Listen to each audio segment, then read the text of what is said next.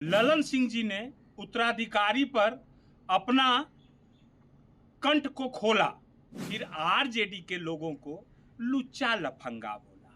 ठीक है, कोई बात नहीं, किताब खोल देंगे ना सर, समझ रहे हैं सर, कहीं के नहीं रह जाइएगा। नीतीश जी ने सम्राट चौधरी जी को उत्तराधिकारी बोला, इसकी सफाई ललन सिंह जी दे रहे थे और ये सफाई देकर वो खुद फंस गए। अब परिवारवाद की बात तो अब चर्चा खत्म हो गई, अब परिवारवाद की चर्चा कोई नहीं कर रहा है। अब आ जाइए उत्तराधिकारी पर चर्चा करते हैं। उत्तराधिकारी परसों माननीय मुंगेर सांसद और केंद्रीय मंत्री ललन सिंह जी ने उत्तराधिकारी पर अपना कंठ को खोला और क्या क्या बोले, अब विस्तार से मैंने आपको हम समझा देते हैं कि वो क्या बोल रहे थे और बोल के खुद फंस गए और उसके बाद फिर आरजेडी के लोगों को लुच्चा लफंगा बोला।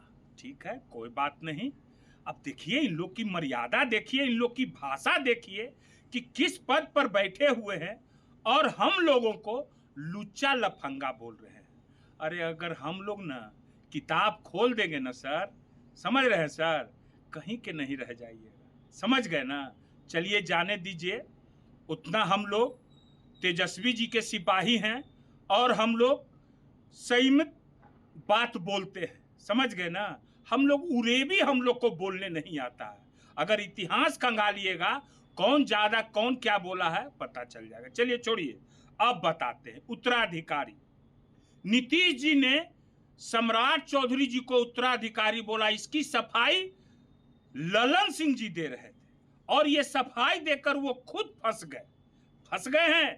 क्योंकि नीतीश कुमार के समाज में, चाहे नीतीश कुमार के वोटरों में, ये बहुत ही उबाल की तरह उबल रहा है उन लोग के मन में कि आखिर ये कौन सौदा किया, ये कौन है वो सौदागर जिसने ये सौदा किया। आप लोग तो जानते ही हैं कौन है सौदागर, कौन हर बात पर सौदा करता है। अब बताते हैं। ललन सिंह जी बोले, एक बात हमको बताइए ललन सिंह जी और पूरे बिहार की जनता, अगर नीतीश कुमार सम्राट चौधरी को अपना उत्तराधिकारी बनाते तो क्या यही सब दिन देखने को मिलता? कैसे, क्या नीतीश कुमार, खैर तो नीतीश कुमार जो है सो कि अभी क्या स्थिति से गुजर रहे हैं वो सारी बिहार की जनता, क्या देश की जनता देख रही है। अगर नीतीश कुमार अपना उत्तराधिकारी बनाए हुए होते सम्राट चौधरी जी को, तो क्या वो टोपी पहनने से इनकार करते? नीतीश कुमार का उत्तराधिकारी कभी भी ये सब काम नहीं करता है।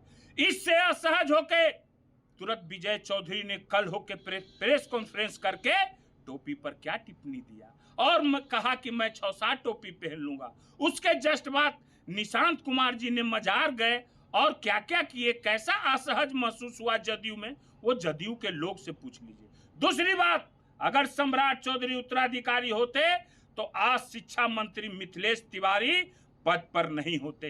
कहां गया जीरो टॉलरेंस की बात करने वाले लोग, कहां गए जदयू के वो मुख्य प्रवक्ता? आजकल तो वो अपना थिए बदल दिया है, क्या कहते हैं उसको भाई, डिपार्टमेंटे बदल दिया, अपना डिपार्टमेंटे चेंज कर दिया है, कतरन उतरन कोचिंग कर रहा है। चलिए छोड़िए, जाने दीजिए, ठीक है ना। तो क्या हुआ, नीतीश कुमार का अगर ये बात चलता तो आज मिथिलेश तिवारी शिक्षा मंत्री नहीं होते, क्योंकि वो नेम्ड एफआईआर हैं। जब कोई नेम्ड एफआईआर भी नहीं हुआ, मेरे ही पार्टी का मंत्री बना था, उसको रास्ता दिखाया गया। फिर आप जान जाइए, एक मर चुके इनके जदयू के थे, कौन क्या नाम था, नाम हम भुला रहे हैं, शिक्षा मंत्री वो भी बने थे, उन पर भी केस हुआ, उनको भी हटा दिया गया था। जीतन राम मांझी को भी हटा दिया गया था। कितनी बातें हैं, मगर इनको उत्तराधिकारी ललन सिंह जी बता रहे हैं। हमको तो लगता है कि ललन सिंह जी खुद जदयू से अब भाजपा तो नहीं हो गए हैं। इसमें बहुत बड़ा भाई सोचनीय विषय है एकदम। अब यह भले पलट गए हैं, बाकी सब कुछ तो ठीक है, और ऊपर से नीतीश जी के उत्तराधिकारी कह रहे हैं ललन सिंह जी, देखिए कैसे मंच पर क्या कर रहे थे, तो बतेबे किए कि मुख्यमंत्री कम क्या लग रहे थे। कलकत्ता के शपथ ग्रहण में आप देख लीजिए, सम्राट चौधरी जी किस रो में बैठे हुए थे, और जो कोई पद पर नहीं हो, राज्यसभा सांसद खाली हो, संजय झा कहां बैठे हुए थे। देखिए, याद कीजिए, सब बात बहुत बात है, समझ गए ना। अब बताइए, अब कौन है उत्तराधिकारी? ये क्या निशांत कुमार अनुकंपा पर आए थे क्या? जब उत्तराधिकारी सम्राटे चौधरी हो गए तो फिर निशांत कुमार अनुकंपा पर आए हैं? इसका जवाब दे दीजिए माननीय सांसद ललन बाबू जी, जवाब दीजिए इस पर। हैं? नहीं, जवाब आप लोग से नहीं हो पाएगा जवाब, समझ गए ना। और क्या क्या बोलते हैं, आरजेडी के लोगों को कहते हैं लुच्चा लफंगा है, 5 बजे के शाम कोई नहीं निकलता था। हैं? क्या बोल रहे हैं आप देख नहीं रहे हैं? पटना से शहर में वट सावित्री पूजा के दिन, उससे पहले हमारे विधायक के भाई के साथ ना जाने, ये लोग तो बड़े बात है तो आ गया है, वो ना जाने कितने लोगों के साथ डेली हो रहा है, डेली हत्या, डेली लूट पाट, घर में घुस के एकदम। मगर इसको क्या है? मीडिया मैनेजमेंट है, मीडिया मैनेजमेंट कहते हैं इसको। मीडिया को मैनेज किया हुआ कहां से आएगा भाई? क्या होगा देखिए रहे हैं आप लोग, समझिए रहे हैं सब बात को। तो ललन बाबू, ये बात नहीं है। आज एक पत्रकार ने बहुत सुंदर लेख लिखे, वरिष्ठ पत्रकार हैं, ईमानदार हैं, उन्होंने कर्म और कर्मा का बात किया, समझ गए ना। कर्म तो जैसा कर्म आज न कल भुगतना ही पड़ेगा, समझ गए ना।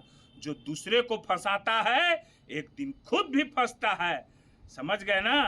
तो इसमें कोई बात तो है नहीं। अब बाकी अब हम क्या बोले, जीरो टॉलरेंस की बात करने वाले सब कहाँ चले गए हैं, नहीं चले गए हैं। अब तो सब लोग को याद आ रहा है आज जदयू की क्या स्थिति हो गई है, हैं? इसी के लिए आरसीपी सिंह को षड्यंत्र करके हटाया गया था। ये जदयू के लोग, नीतीश कुमार को चाहने वाले लोग छोड़ेंगे नहीं इन लोगों को, जिन्होंने लोग ने धोखा किया है नीतीश कुमार से आज, और भाजपा के बन गए हैं, बी टीम भाजपा के समर्थित हो गए हैं, और कह रहे हैं कि सम्राट चौधरी को जो है से कि ये बनाए हैं, तो नीतीश कुमार कैसे उत्तराधिकारी होते हैं? आए, अरे तो हमरे क्लास के हैं, हमरे गुरु भाई हैं, हमरे स्कूल से पढ़े हुए हैं, इतना अथी हो गया है। चलिए, अब तो हो गया, जो कहना था सो कह दिए, बाकी अब ज्यादा हम कुछ नहीं बोलेंगे। एक बात जरूर अपने समाज के लोगों से बोलेंगे कि वो लोग कहते हैं सुपर सीएम, सुपर सीएम, ऐसे नहीं होता है। भूमिहार में ये ऐसे नेता, ऐसा भूमिहार कभी ऐसा नेता को एक्सपेक्ट नहीं किया है। ये सब बोलने वाले उनके ठेकेदार और चटुकार लोग हैं, जो अपनी समाज की बेटी को न्याय नहीं दिला सका, वो क्या हो सकता है भूमिहार का नेता? नीट छात्रा वाली मैं लड़की को आज तक न्याय नहीं मिला, क्या हो गया? सब लोग कहां सब जाके मुंह छुपाए बैठे हुए हैं। मगर मैं इस पर फिर बोलता हूं, खुलासा करूंगा, और जिसके बारे में खुलासा करूंगा उससे सीबीआई पूछताछ करेगी। और मैं कहूंगा, मैं मांग करूंगा जिस दिन खुलासा करूंगा कि सीबीआई को पूछना चाहिए कि किस व्यक्ति से बात कर रहा है और किसे किसे ये क्या बोल रहा है। ठीक है, फिर आवेंगे तो फिर हम बतावेंगे।